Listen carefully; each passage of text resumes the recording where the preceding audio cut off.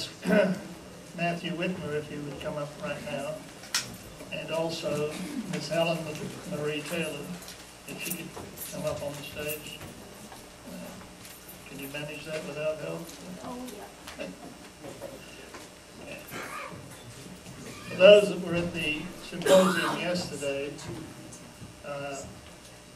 Matthew Wittmer here, who is a librarian out in California, and who, for those of you that visited Mount Carmel back several years ago when we had the visitor center, there was a model that was of the building that had been made by Matthew and loaned to us, which we had on display at that time. So we've known Matt and been associated with Matt for quite a few years. In Matt's presentation and Catherine Wessinger's presentation yesterday at Baylor, the people that were there were introduced to some of the people that died in the fire. Pictures were put up of all the ones that we had pictures available of on the screen. But today, Matthew's going to make a presentation to the Helen Marie Taylor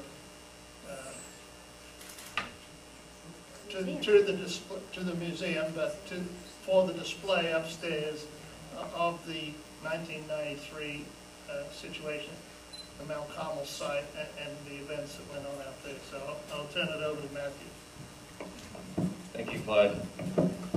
Yeah, Dick, I think you were outside of the room when Kathy was up here. I'd like to also thank you, as she did, for writing your book, because it's what led me to meeting Clive back in the late 90s. After reading Dick's book, I was able to contact Clive and let him know that I had made a memorial model of Mount Carmel.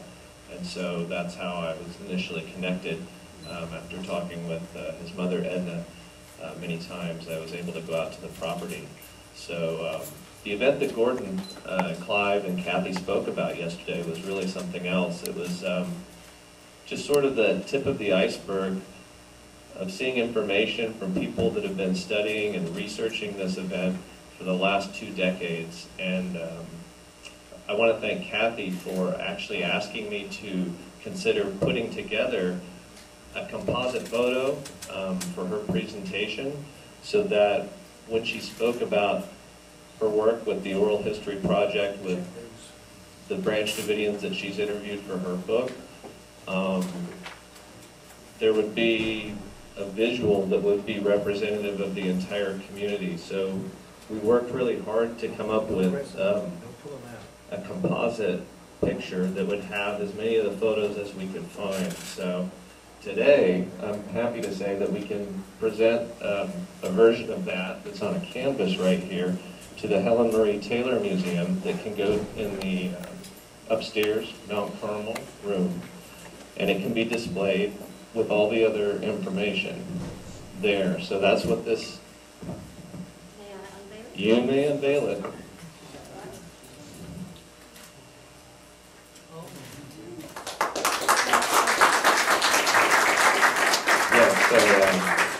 The organization of the photographs is in the same arrangement as the arrangement of the initial planting of the crepe myrtle trees on the Mount Carmel property.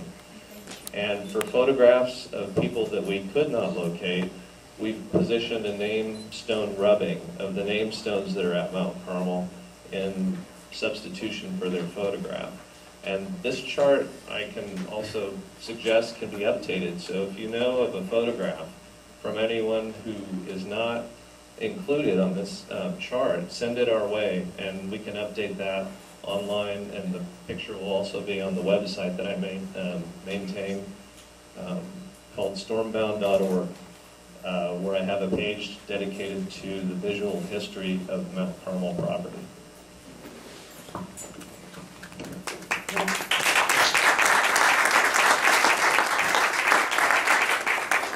But I can't tell you how pleased I am, or how much we are looking forward to having this upstairs. Have all of you seen the Davidian exhibit upstairs? Nobody? Nobody? tell you a little about it. Yes, it's locked until- I beg your pardon? We're gonna open it up and allow people to do it. All right, that's wonderful. Well, about 19 years ago, when the whole world was descending on the powers that be here in Waco, that is the mayor, Bob Sheehy, and the city council, they decided that in order to deflect all that pressure on City Hall, it would be nice if they had some place that they could refer people to. So they turned to the Museum Association of Waco, and who have representatives of their various museums and groups, and brought this subject up. They thought that the Fort Fisher would be the logical place to have it, but the man from Fort Fisher, I quote him as saying, "We sure as hell don't want it here." And so they wouldn't touch it.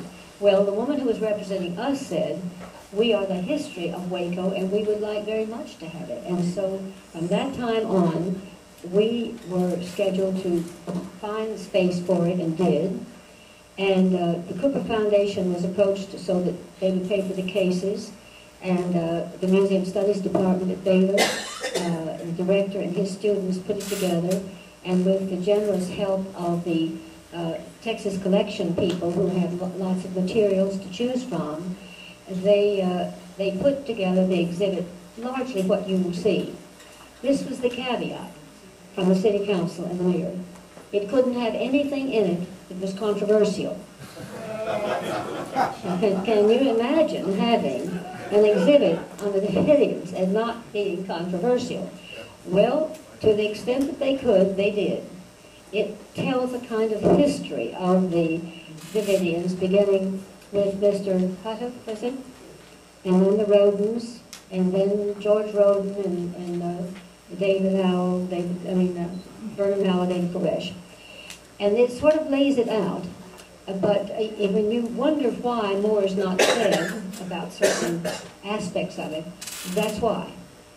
Well, a year ago, less than a year ago, I got a call telling me that the Museum Association of Waco had decided to remove it from the Taylor Museum after 19 years. And I said, "What in the world are you talking about? I invited Clive Doyle and Sheila Martin to have the museum for the 20th anniversary, and they can't be here without that exhibit. So if it's yours, you may have it back, but you're not going to take it back until I have copied it." So it's cost me over $30,000 to reproduce that.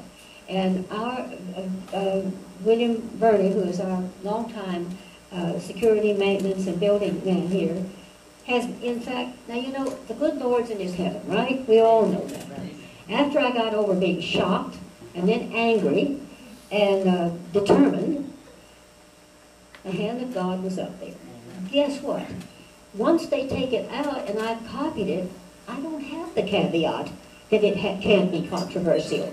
So boys and girls, it's going to have the story told, and it's not going to have any caveats.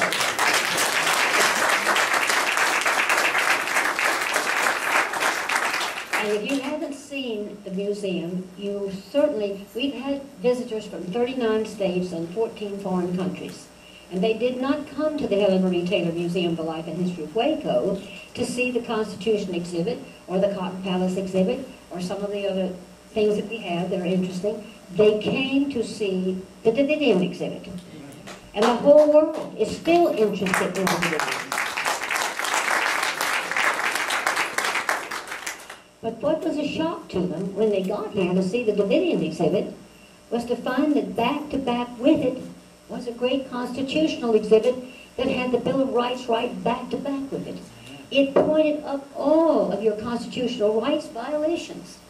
And so, thanks to this wonderful Professor Melton over here, whom we all give him a round of applause again.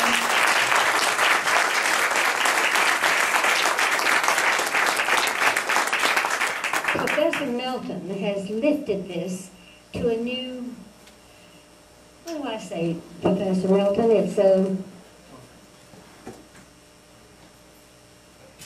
It's this has done a great deal to lift the conversation, the reflections, and give it a kind of, I don't like the word respectability, but it gives it a kind of respectability because Baylor University and the religion department has sponsored it. Well, it has set off in me. Now, I appreciate that so much, but I have to say, I don't care that much about your religion. I don't even care if I don't understand your religion. What I care passionately about is you have a right to a religion. You have a right.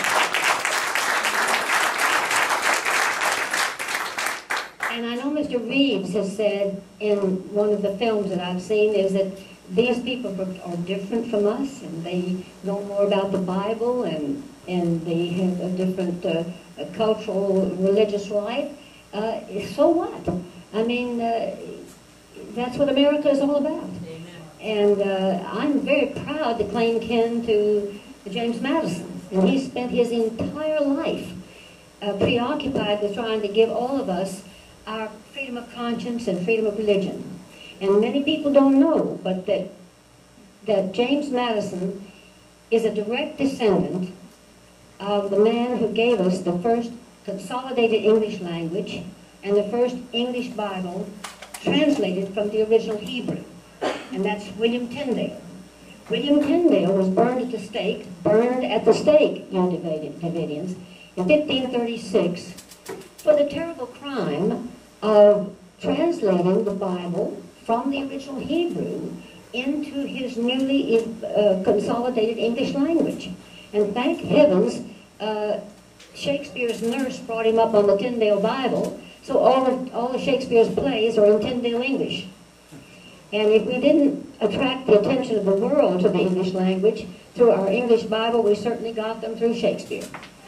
And I used to teach Shakespeare, so that mattered to me too. Anyway, William Tyndale's sister married a man named Roland Taylor. And Roland Taylor had been at Cambridge and gotten a Doctor of Laws degree. And when he saw his brother-in-law burned at the stake in Brussels, and going through all of that, he went back to Cambridge and got a Doctor of Divinity degree. Well, by this time, Anne Boleyn, who Henry VIII was totally enamored of, you know, and she was saying, Henry, if you have all these Anglican churches, why not an Anglican Bible? And yes, Anne, yes, if you say so, Anne, yes, you know. Well, she finally talked him into it, but it was 8 months after they had burned poor William Tyndale. But his brother-in-law, when he came forward, the next 20 years they were able to get the Anglican Bible in all these Anglican churches. And in fact, when old Henry gave the approval to have the Bible, every English Bible had to be in the Anglican churches, and every single Bible had to pay him a royalty when it was published. So he was looking out after Henry. Well, then comes Bloody Mary, and it's very easy to get on Bloody Mary's side. She's going to go back to the true church, the Catholic Church. She's going to go back to God's true man, the Pope, and you're going to do away with all this catechism and things in the English language now. And then Roland Taylor is burned at the stake.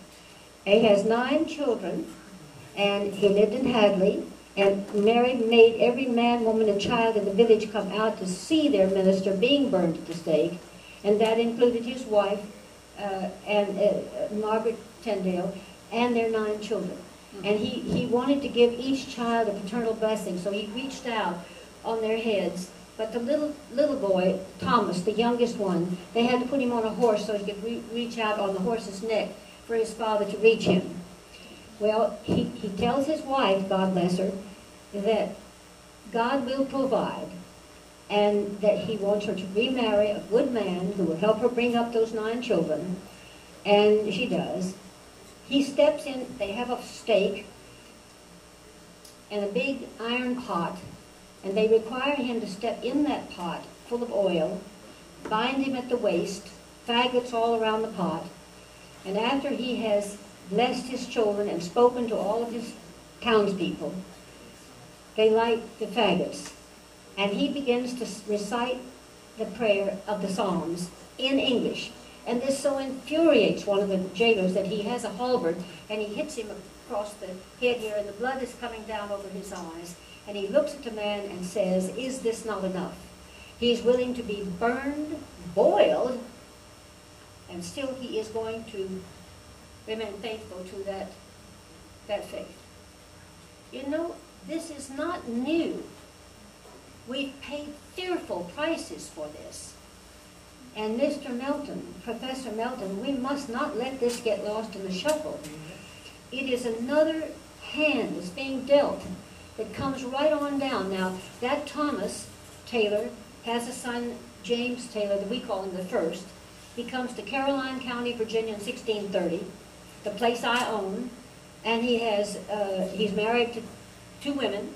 My husband was descended from the eldest son of the first wife, and I'm descended from the baby son of the second wife. And so we have ended up with the estate that James Madison grew up on.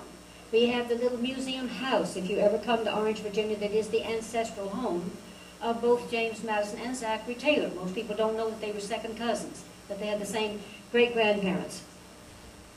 But this business of eternal vigilance is the price of freedom is well taken. It's well taken. And all I can say is that you have been the most modern chapter, but certainly the worst in the history of the United States. And I've talked to David Gwynn at the law department at Baylor, and I hope several people that you had speaking yesterday, Professor Melton, who've expressed an interest to coming back.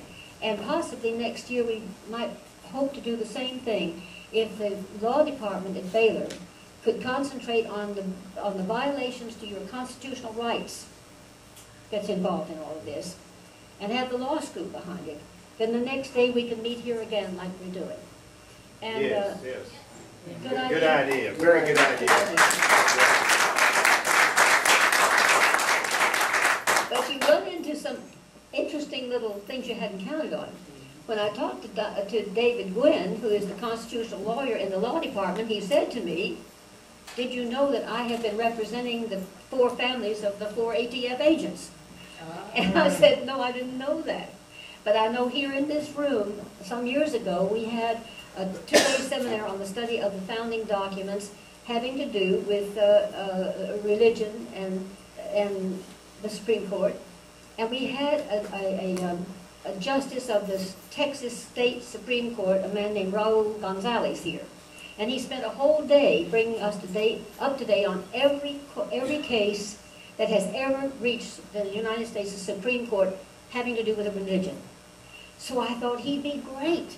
I'll call him. I did. And guess what? His nephew was an ATF agent at the Davidian event. And he is now in charge of the Dallas office. So has the retired Justice Raul Gonzalez anything to say? No, he does not. But he may have written something, I don't know, but I've got a recording of everything he said here that day, so we'll look that up and see how it might relate. But anyway, can't thank you enough. We certainly are planning to put this up just as soon as we can, and I want to thank you. So who did this? Who's responsible for this, Clive? Yes. You put this together. Oh, thank you very, very much. And we're going to have up in the room, it's Clive's idea that we have a heading that says, "Lest we forget." Yes, yes, Lest we forget. And we'll have, and we've already ordered all the names, Clive, and I think Willie was picking them up today. We're a little late on everything. I was busy getting down here an hour late because I was getting the no parking signs taken up all around this building. And I finally called up the city manager and I said, "We've got a lot of people coming, and if you've got those no parking signs out there, it's going to be a problem." Good Lord's in heaven. He said, "We're down there within 15 minutes, we'll be over there."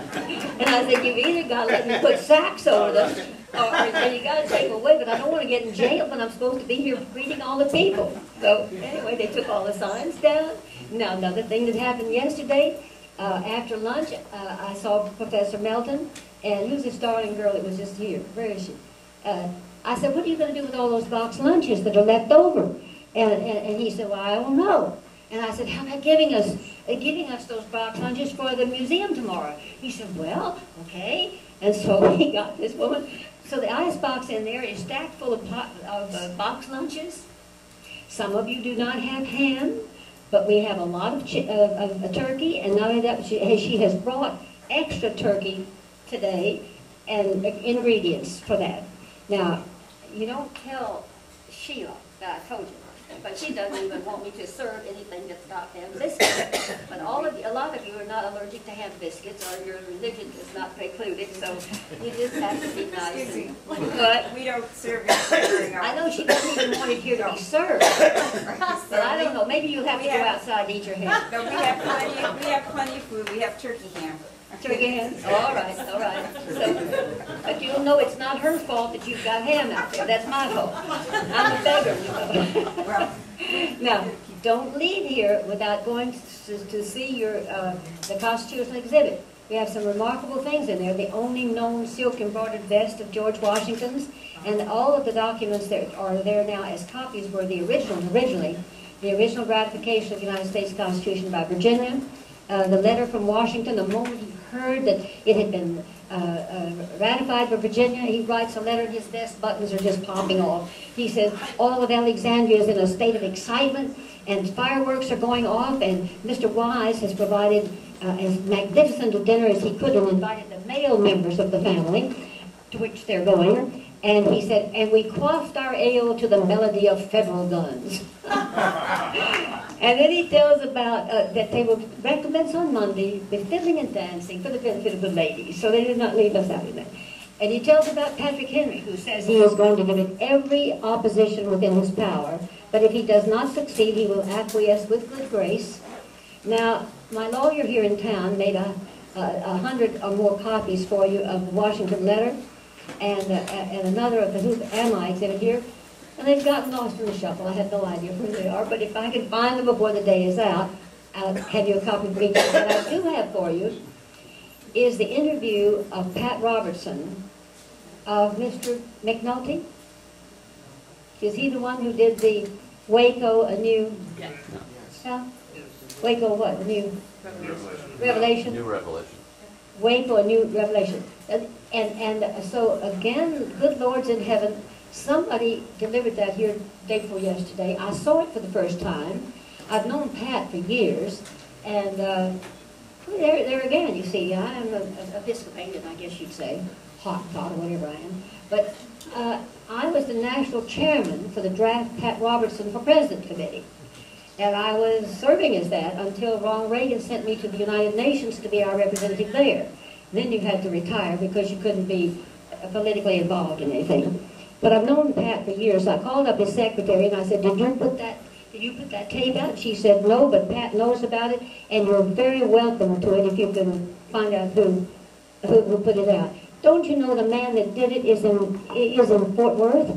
And I called him up. He only had about 20 copies, and he stayed up all day yesterday and all night making 500 copies for me. So every one of you are going to get a free copy of that when you leave here today as my present.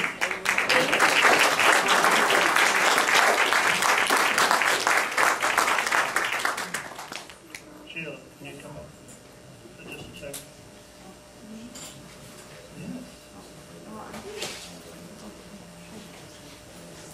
You're going to do your song right now. You need to tell us what it is.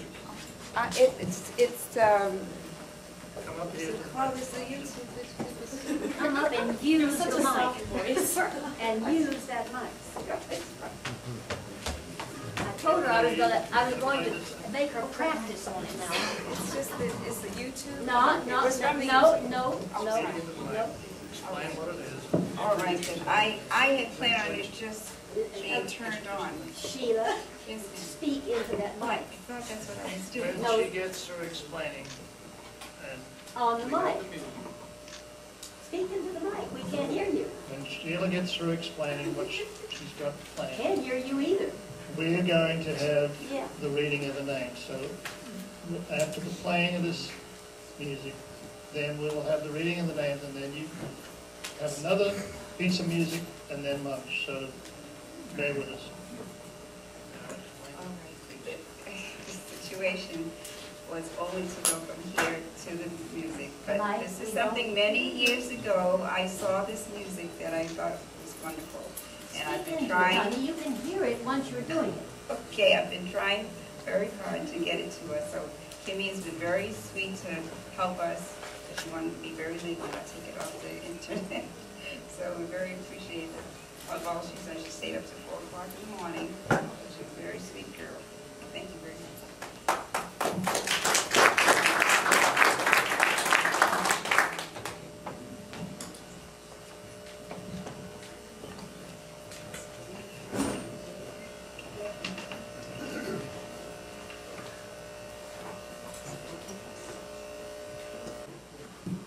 been our custom for the last 20 years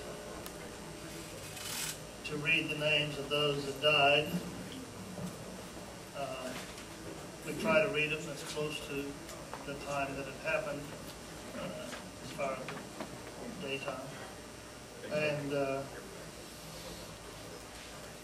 so I'm going to begin with the list of those that died on February 28, 1993. The Mount Carmel residents that died on February 28, Winston Blake, 28 years old, from England. Peter Gent, 24, from Australia.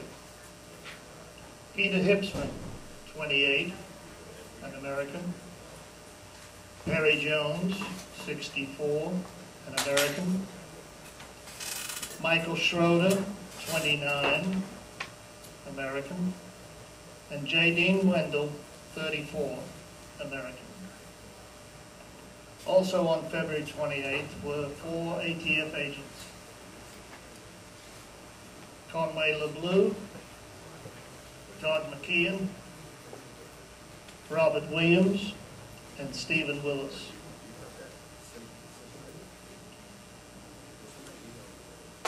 We've read the names of those that died on April 19th in years past in various formats. Sometimes we've done them by country, sometimes we've done them alphabetically. But when you go upstairs to view the exhibit a little later on, we were asked to put them together this year with the children under 21 and then the adults. So don't start wondering what's happened if some of the children are not with their parents. Sometimes we've done them in families, but this is the way it was done this year. Chanel Andrade, 1. Jennifer Andrade, 17. Sherry Doyle, 18. Dalen Gent Little, 3. Pages Gent Little, 1. Vanessa Henry, 19. She was from England. The Gent baby that was miscarried during the fire and who ultimately died was next. And then we got Cyrus Howell, 8 years old. Star Howell, 6. And Bobby Lane Koresh, 2. Michelle Jones Thibodeau, 18. Serenity Jones, 4. Chicka Jones and Little One Jones were twins. They were both 2 years old. Lisa Martin, 13. Sheila Martin, 15. Anita Martin, 18. And Wayne Martin, 20. That's Sheila Martin's son, not her husband. Crystal Barrios, 3. Isaiah Barrios, 4. Joseph Martinez, 8. Abigail Martinez, 11. Audrey Martinez, 13. Melissa Morrison, 6. Mina Schneider, 2. Aisha Gayafas Summers, 17, from Australia.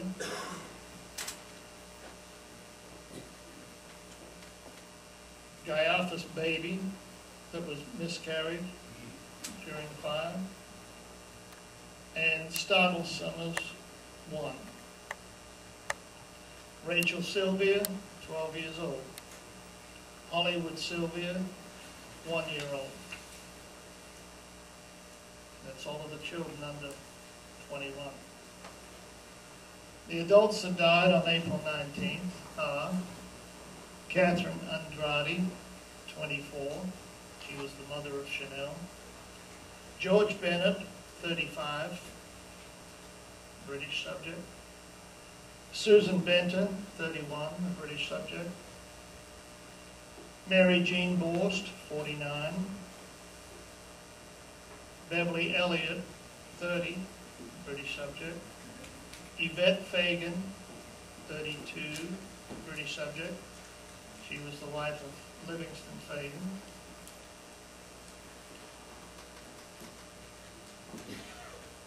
Doris Fagan, 51, was Livingston's mother. Lisa Marie Farris, 24. Zilla Henry, 55, British subject. She is the mother of the following children: Diana Henry, 28. Stephen Henry, 26. Paula Henry, 24. And Philip Henry, 22. We also had the youngest girl listed with the children because she was under 21. Novelette Sinclair, 36, Canadian. Floyd Houtman, 61. Sherry Jewell, 43. Rachel Howe Koresh, 24. Jeffrey Little, 32. Nicole Gent Little, 24, from Australia. Nicole was the twin sister of Peter Gent that was shot on the water tower.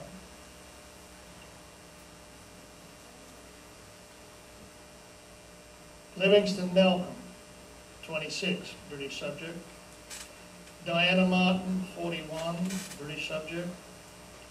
Wayne Martin, 42, Sheila's husband. Juliet Santoyo, 30, that was Ophelia's daughter. John Mark McBean, 27, British subject. Alison Bernadette Monbally, 31, British subject. Rosemary Morrison, 29, British subject. Sonia Murray, 29, a British subject. Teresa Nobrega, 48, a British subject. James Riddle, 32. Rebecca Sapaya, 24, from New Zealand, sister of Grace here. Judy Schneider, 41. Steve Schneider, 43. Clifford Sellers, 33. Scott Kajiro Sanobi,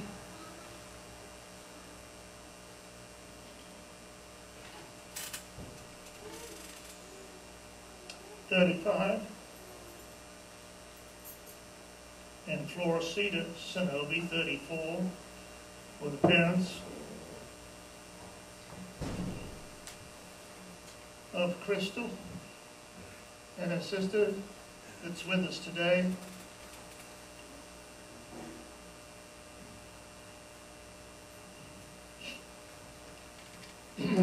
Gregory Summers, 28. Lorraine Sylvia, 40. Neil Vega, 38. Margarita Vega, 47. And Mark Wendell, 40.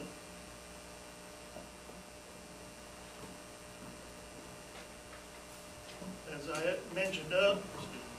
I mentioned earlier, we have a number of survivors here with us today. I'd like all the survivors to stand, if you will, so that people kind of get a glimpse of who you are. And later on, I suggest that you mingle and, make yourself known to each one. We're going to open up the pulpit here for any of the survivors that want to have something to say. That'll be this afternoon after the lunch.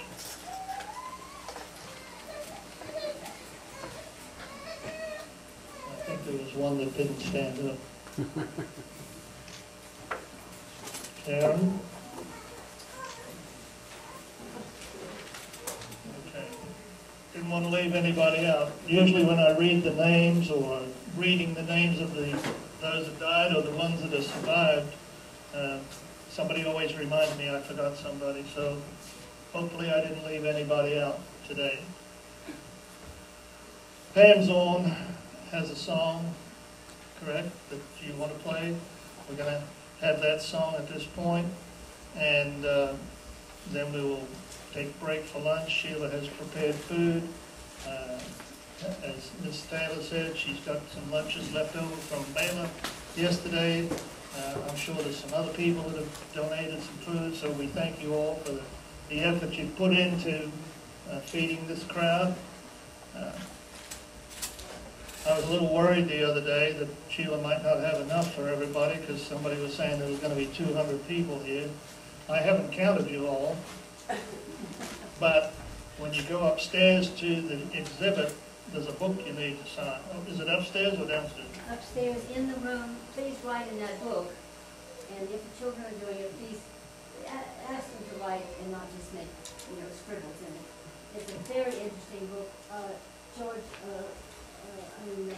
David Koresh's grandmother has written in it, Mr. Pace has written in it, a number of people that lived at the Davidian, with the Davidians have written in that book, and it's a very, very interesting book. I invariably get home after memorial services, after meeting all kinds of new people and old people that we've known for years, and find out I didn't get your name and address. Or if I did, somebody wrote it on a piece of paper and got lost. Clive, excuse me. When you come into the main door down here, there is a book there that you're to write your name, address, telephone number. So that's where we want you to be sure you put that down so we can contact you. But the one upstairs in the living room is simply what you think of it, what you think of the museum, how you feel about it.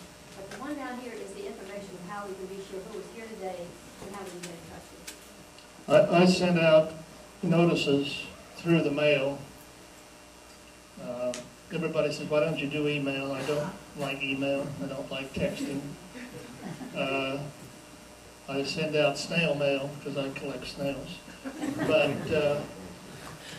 I sent out about 70. Dr. Melton provided the colorful brochure for the Baylor Symposium. We sent all the letter and that all out together. For those of you that got that mailing, there was also a memorial tract, you might say, that Livingston Fagan sent that he wanted everybody to get.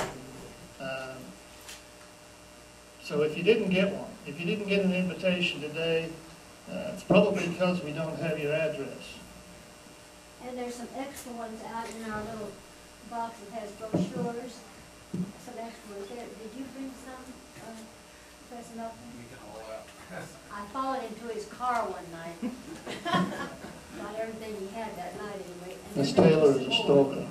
She's a stalker. What did you say? I said you're a stalker. What he said behind my back. Are you ready? Can I say something real quick? You better come up here and say it into the microphone. This song is 19 years old, and you'll hear comments about Bosnia, and that's how it is. I want to tell you why I'm going to say something more. It's about the children, and that's my heart cry after 19 years ago. I've been criticized a little bit, I understand that. I've been had some persons that have been with me and say, well, why just the children? At that point in time, I believe the children were really the only true victims. I've heard all the propaganda and I didn't believe it. I thought the adults had a choice, not good choices perhaps if they had a choice. The children, no choice. And that is why there is no excuse that it was handled the way it was. Even if the adults have been beyond the propaganda. So I just want you to understand that when you hear this.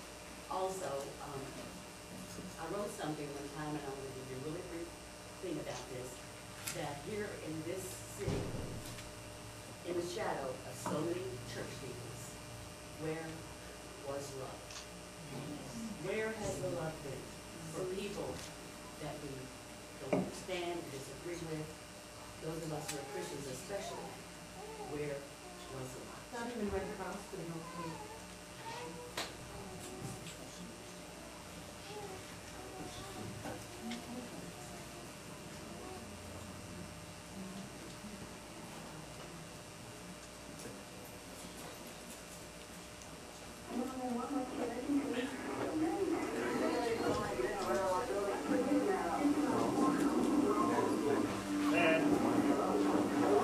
And can I bring it up here, play it through the microphone? Up here to the mic. Bring it up to the mic. To the stereo. The stereo. They're recording over here, they may not pick it up. Yeah, we can't hardly hear it from way back. Clear as is, it's just, Play it through the mic, everybody gets you.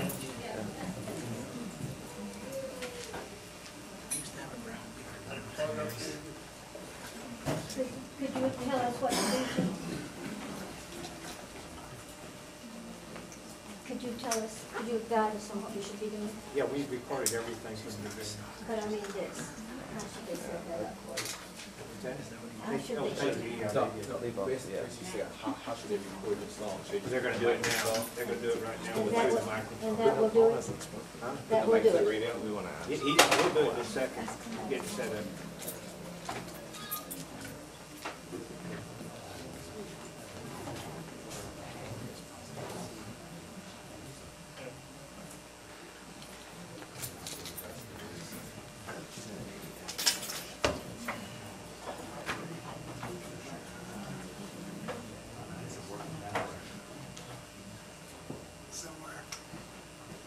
You gotta plug in the. It doesn't come through here at all.